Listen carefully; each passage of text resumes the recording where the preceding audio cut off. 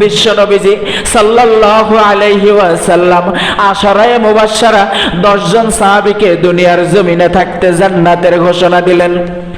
শুধুমাত্র 10 জন নয়, আরো অনেক আছে, কিতাব ঘাটলে পাওয়া যায়।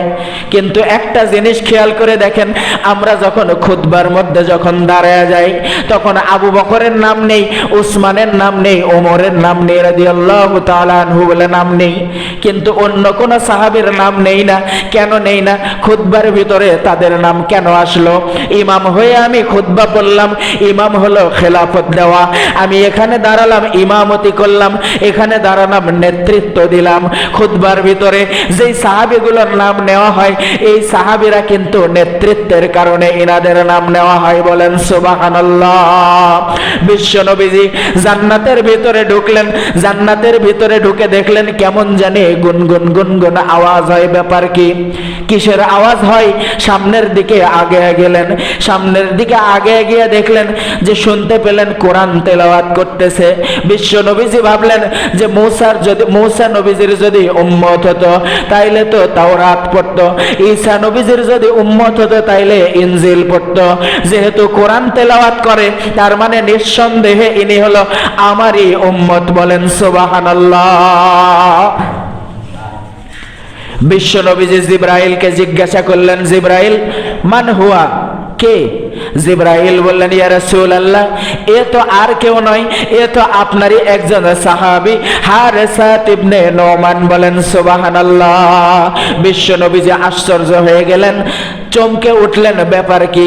হারেসা ইবনে নোমান জান্নাতের ভিতরে কেমনে কোরআন তেলাওয়াত করে? অথচ হারেসা ইবনে নোমান এ তো এখনো মারা যায় নাই। আপনারা একটু বলেন তো দেখি, জীবিতদের জন্য জান্নাত নাকি মৃতদের জন্য জান্নাত? বলেন, জীবিতদের জন্য জান্নাত নাকি মৃতদের জন্য জান্নাত? মৃতদের জন্য জান্নাত। আপনি মারা যাবেন, তারপরে না ফয়সালা হবে আপনি জান্নাতি না জাহান্নামী। কিন্তু আল্লাহ রাব্বুল আলামিন বললেন, যেই সমস্ত ব্যক্তিরা আমার রাস্তায় সংগ্রাম করে, যেই সমস্ত ব্যক্তিরা আমার রাস্তায় জিহাদ করে, এই সমস্ত ব্যক্তিরা যদি মারা যায়, এদেরকে তোমরা খবরদার খবরদার মৃত বলো না। আমি আল্লাহ রাব্বুল আলামিন এদেরকে আমি জীবিত রাখি এবং এদের রূহটা নিয়ে গিয়া একটা চড়ুই পাখির ভিতরে আমি দিয়ে দিই, এবং দিয়ে ওই চড়ুই পাখিটার ব্যাপারে আমি ফেরেশতাকে আমি হুকুম করি, ও আজরাইল রে, এই রূহটা চড়ুই পাখির ভিতরে দিয়ে দাও এবং এই চড়ুই পাখিটাকে জান্নাতের ভিতরে ছেড়ে দাও। বলেন সুবহানাল্লাহ। জান্নাতের ভিতরে সব সাহাবী, সব মানুষরা এক জান্নাত থেকে আরেক জান্নাতে যাইতে পারবে না। একজনের জান্নাত, একটা নির্ধারিত জান্নাত থেকে আরেক জান্নাতে যাইতে পারবে না। কিন্তু আল্লাহ রাব্বুল আলামিন বলেন, যারা আমার রাস্তায় সংগ্রাম করে যারা শহীদ হয়, এদের ব্যাপারে আমি একটা স্পেশাল পাওয়ার আমি দিয়ে রেখেছি। কি স্পেশাল পাওয়ার? দেখেন, যে এই চড়ুই পাখিটা যখন যেই জান্নাতে মন চায় উড়ে উড়ে সেই জান্নাত পর্যন্ত যাবে এবং আমার দেয়া রিজিক, আমার দেয়া খাবার খেয়ে সে জান্নাতে জান্নাতে উড়ে বেড়াবে। বলেন সুবহানাল্লাহ। মনে আছে না নাই হারেসা ইবনে নোমানের কথা? মনে আছে? হারেসা ইবনে নোমান, বিশ্ব নবীজি অবাক হয়ে গেলেন, এ তো এখনো জীবিত আছে দুনিয়ার জমিনে, কেমন করে জান্নাতের ভিতরে দেখা যায়?